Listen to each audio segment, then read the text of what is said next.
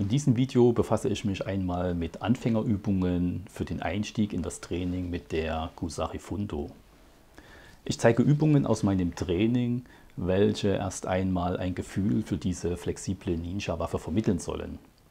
Ich bin Dirk von Niporalf und wenn euch das Thema interessiert, bleibt dann dran, denn wie gehabt, nach dem kurzen Trailer erkläre ich und zeige ich mehr dazu.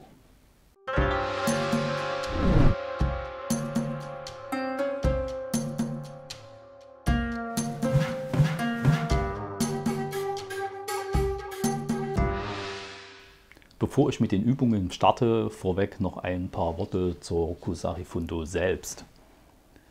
Bei der Kusari Fundo, sie ist auch bekannt unter dem Namen Manriki Kusari, handelt es sich eigentlich um eine kurze Kette, die an beiden Enden Eisengewichte hat. In Deutschland ist diese Variante verboten. Aus diesem Grund trainieren wir im Training mit einem Seil. Optimal ist eine Länge vom Daumengrund bis zur Achsel, das entspricht im Durchschnitt etwa 60 cm.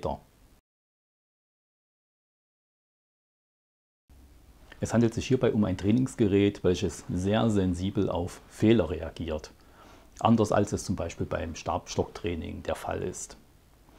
Aus diesem Grund demonstriere ich in diesem Einstiegsvideo, keine detaillierten Grundtechniken oder Kata, sondern ich möchte mit meinen Übungen vielmehr ein Gefühl für die Länge des Seils bzw. für die Trajektorie vermitteln.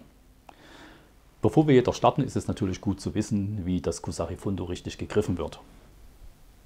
Mit den unteren beiden Fingern wird das Gewicht fest umschlossen, in meinem Fall natürlich der Knoten. Der Mittelfinger hält etwas lockerer und Daumen und Zeigefinger bilden einen etwas lockeren Ring, damit sich hier das Seil bzw. im Original die Kette etwas freier bewegen kann. Bei Bedarf kann hier natürlich fester zugegriffen werden, was bei einem Block der Fall sein wird.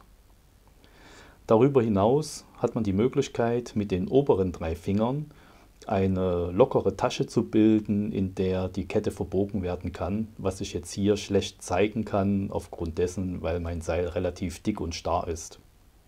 Okay, damit sind wir gerüstet für die erste Übung, also lasst uns in die Turnhalle wechseln.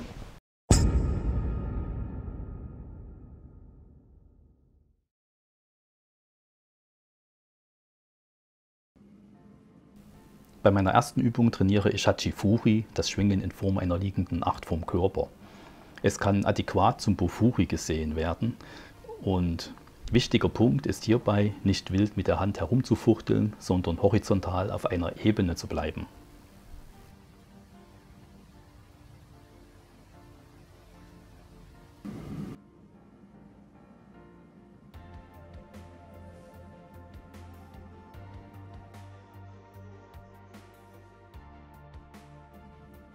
In meiner zweiten Übung liegt der Schwerpunkt darin, wie man durch Weglassen der Antriebskraft und Verlagerung des Drehpunktes den Schwung aus der Bewegung des Kusari Fundo nehmen kann. Zur Übung nutze ich horizontales Wirbeln auf Jodan-Ebene.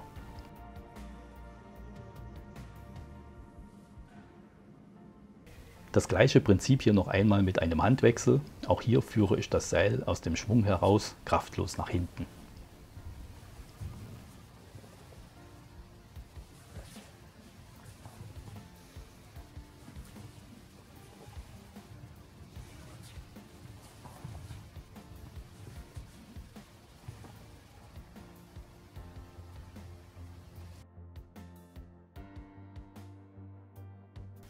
In Übung Nummer 3 schwinge ich das Kusari Fundo horizontal auf Jodan-Ebene und fange es jeweils abwechselnd hinten und vorne mit meinem freien Arm ab.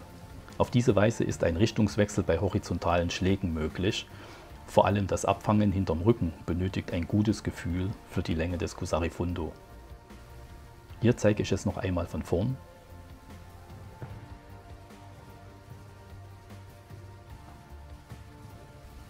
Und hier könnt ihr es von hinten sehen.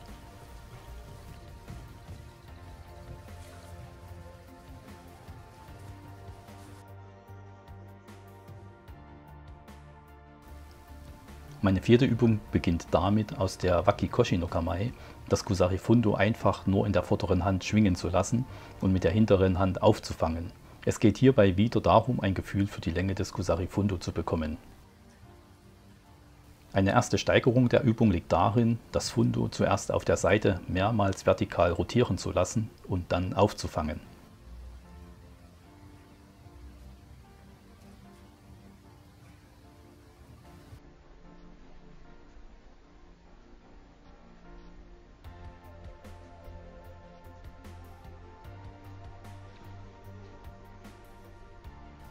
Als nächstes bringe ich einen Seitenwechsel meiner Kamae bzw. Grundstellung ins Spiel. Bei Übung 4 ist es insgesamt wichtig, dass sich ein Gefühl dafür entwickelt, wo das Ende des Kusari Fundo zum Greifen ankommt, ohne hinschauen zu müssen.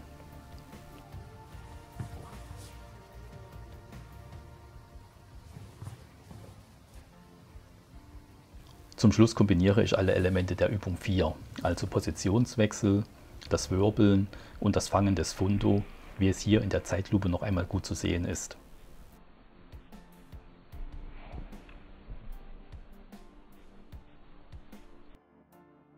In meiner letzten Übung zeige ich den Seitenwechsel mit einer Rückwärtsbewegung.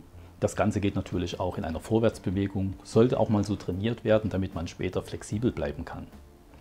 Inwiefern die von mir gezeigten Übungen Bujinkan-konform sind, kann ich keine Aussage treffen, da sich die meisten Seminare, die ich zu dem Thema besucht habe, sich eher damit beschäftigt haben, die Kusari Fundo in die Grundtechniken des Kion-Happo, die Sanshin no Kata, das Jutaijutsu oder irgendwelche Formen aus den Ryuha zu integrieren. Wenn ihr mehr zum Kusari Fundo sehen möchtet, lasst es mich gern in den Kommentaren wissen. Natürlich dürft ihr hier auch eure Meinung, konstruktive Kritik oder einfach nur euer Feedback dalassen. Ich freue mich drüber. In dem Video hier oben könnt ihr sehen, wie man sich so ein Trainingsgerät selber baut. Und in dem Video hier unten, das ist von der ersten Dojo-Tour nach Ilmenau, die ich durchgeführt habe. Hier ging es thematisch ebenfalls um Kusari Fundo. Ich bin Doc von Nimpo Ralf und ich sage Tschüss, bleibt gesund, wir sehen uns im nächsten Video.